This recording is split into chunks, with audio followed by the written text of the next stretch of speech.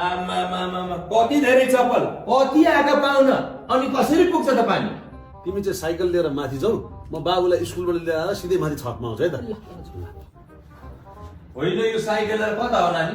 माथि बाबुले एकछिन साइकल खेलाउनु पर्यो भनेर के अङ्कल? साइकल पनि छट छटमा खेलाउँछ नि त, तल रोडमा खेलाउने हो नि। रोडमा खेल्दा मेरो बच्चा गाडीले हान्दैन? छटमा खेलाउँदा मेरो टायल फुट्दैन? त्यस्ता फुट्टी टाइल चाहिँ किन हालेको नि? तिमी घरमा राम्रो टायल हाल नि त। हाल्छु त, म त इन्डियाकै नम्बर 1 कजेरिया ब्रान्डको टाइल हाल्छु कि मेरो घरमा। यस्ताले हाल्छन् कजेरिया ब्रान्डको टायल। हालेर देखाउँछु म कजेरिया ब्रान्डको टाइल, हेर्नु होला न।